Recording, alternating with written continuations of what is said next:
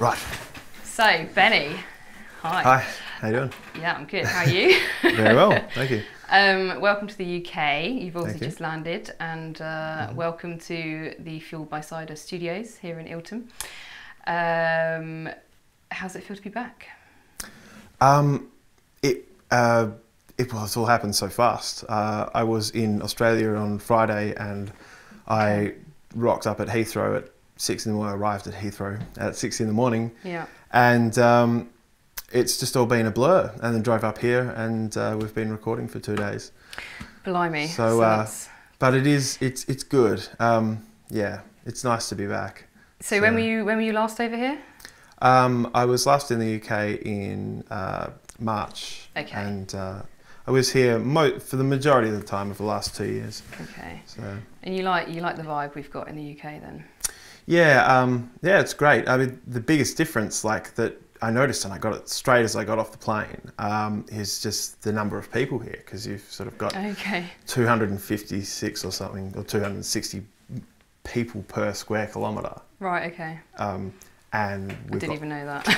Well, yeah, because it's something that I've discussed many times in the last few weeks is the biggest difference between like the UK and Australia. And we've only got like 23 million people in a continent the size of Europe. So the minute I got off the plane in Heathrow and like got into the car and started driving, I'm like, there's so many people here. You can just feel it like all the time. And they're all going to come and watch your gigs, hopefully. Yeah, they'll buy my records. Awesome. Yeah. So, talking about your gigs, what can people actually expect from a Benny Mayhem gig? Right, well, I sort of style myself Australia's folk punk troubadour, which I guess sums up pretty well what I do. I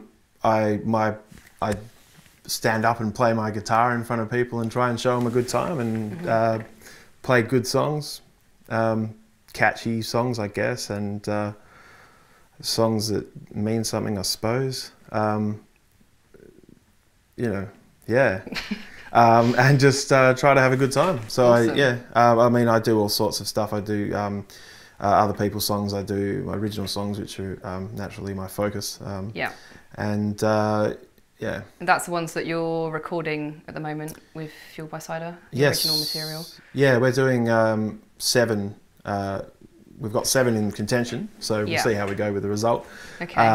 And that's all original stuff. And sounds really exciting. Yeah, it is really good. Yeah, it's the biggest solo project that I've done in terms of recording. I've released a single before, but this is, you know, an actual bulk of stuff, so it's good. Awesome. And yeah. When do you think that's going to be available then? Well, we shall see. Okay. We're hoping to have it out by Friday. I arrived on Monday morning. So we've got a bit of an in-house operation here at Fuelled by Cider. So hopefully we'll have them by the gig on Friday. That's the plan. Awesome. That is such a quick turnaround. Okay, so Benny, for those of us that don't know who you are, where you're from and what you've been up to, can you just fill us in on your backstory, please? Right. Well, I'm Benny Mayhem, and I am from Western Australia, which is a long way from here. And I was born on the south coast of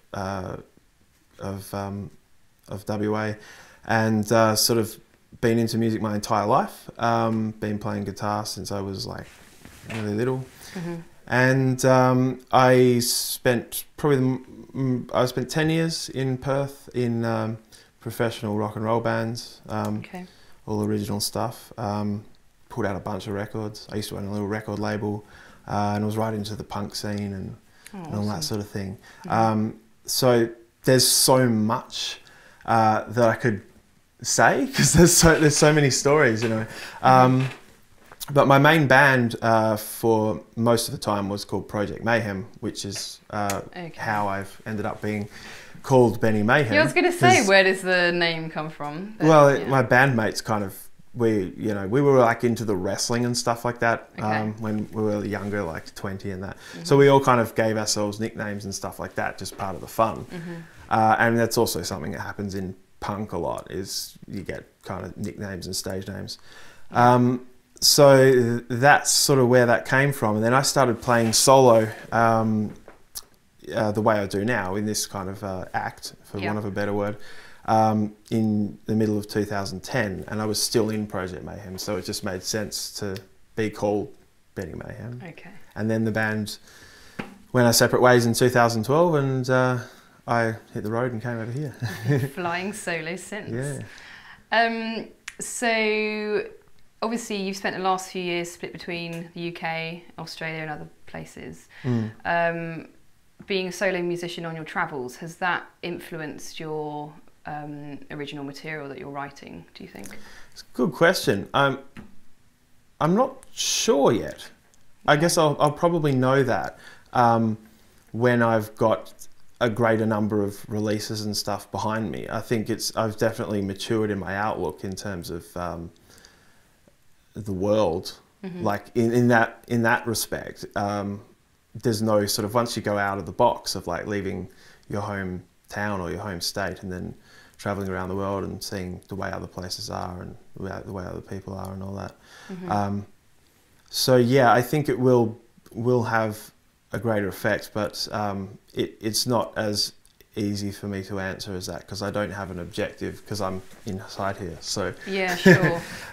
If that makes sense. Yeah, definitely. If you found that writing as a solo musician as opposed to being with the band, has that changed your songwriting? I mean, you were writing with your band before, were you? Yeah, I've done it all sorts of different ways. Okay. You know, I've collaborated with people. I've been in bands where we all write together. I've been in bands where people bring stuff in. But this is the first time, I guess, that I've ever really done it myself. In terms of, I don't have anyone else to look out for me or take up the slack for me or anything like that. And music is as much a business as it is the creative process.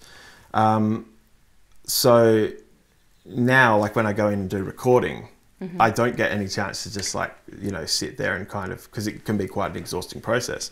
I don't get rest because I'm doing it all. So. Yeah, there's no other musicians to have their turn. You're just doing it all. Yeah. So, but it is very satisfying at the end of the day when, like, I put out my debut single, Mindless Greg, the Media Consumer, last year in November, and that was the first time I'd ever put anything out. I looked at it, and obviously I've worked with people that I've recorded with, and the distributor and the artwork and all that sort of stuff.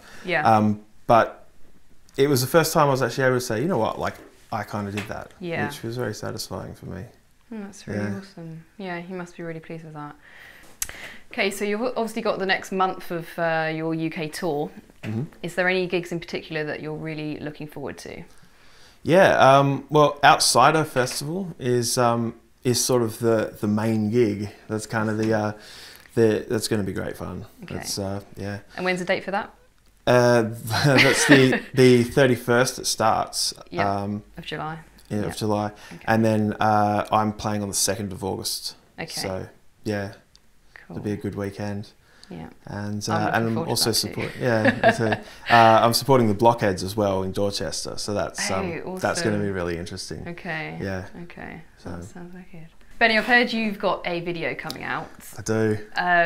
Can you tell us a bit about it? So what song it's for and when we're going to be able to get to see it? Sure. Well, it will be out real soon. I've taken receipt of the final copy, so it'll be online very, very soon on my YouTube.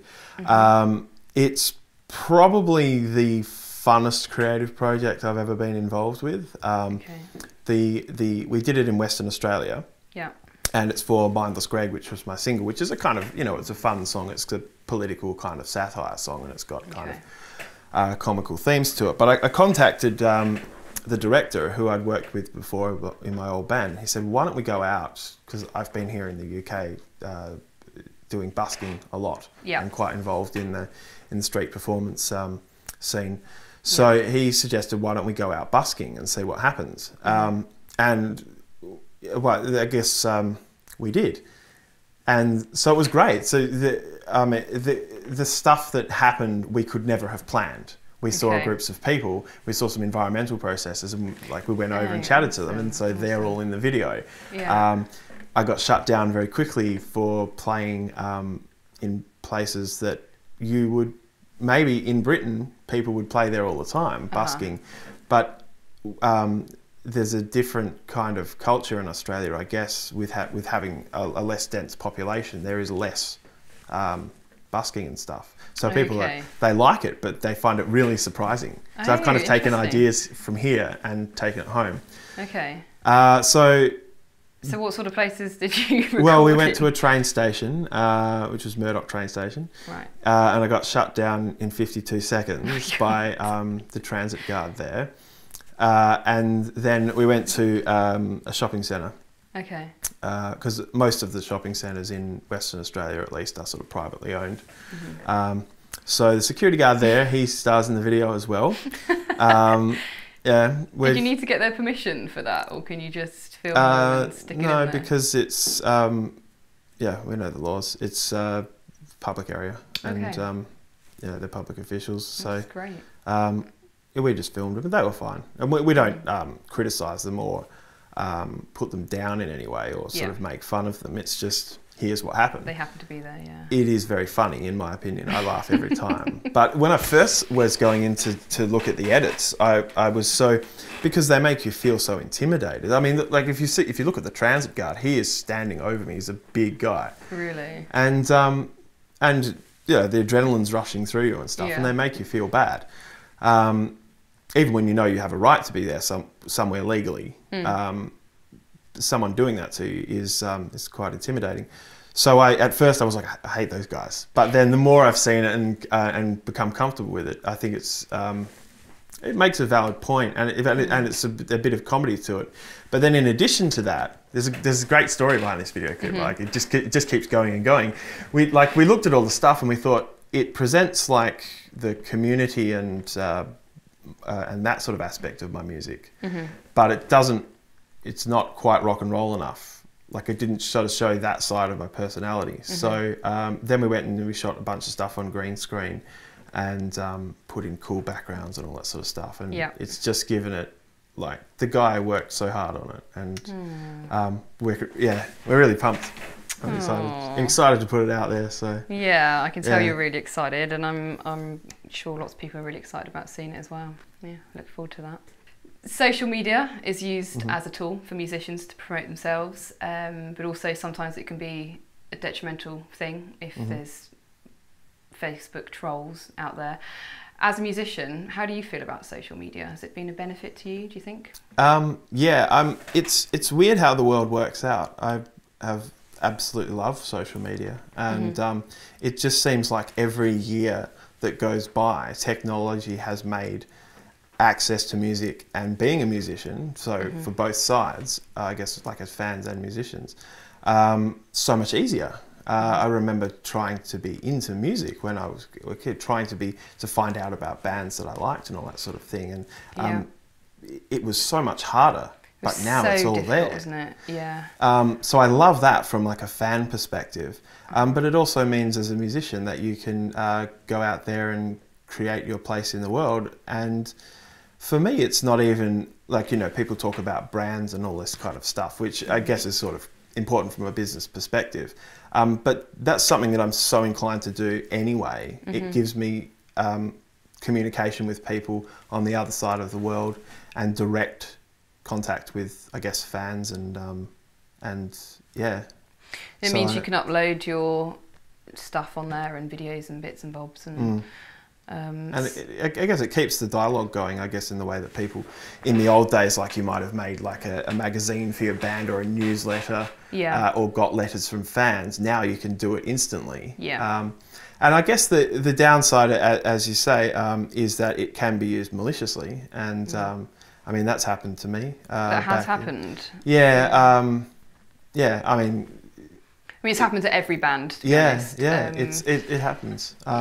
It's never happened through Facebook or anything like that. And one of the advantages of Facebook is you've got a bit of control over who's in your audience. Yeah. I had an incident on. It was a forum. Do you remember, like, discussion forums? Yes, I do. Yeah. And those things, they've gone out of favour probably for this reason, because it is very easy for someone who wants to discredit other musicians. Perhaps they see them as competition, or they just don't like them, or whatever, or, you know, any reason that it could be, to you know, impersonate.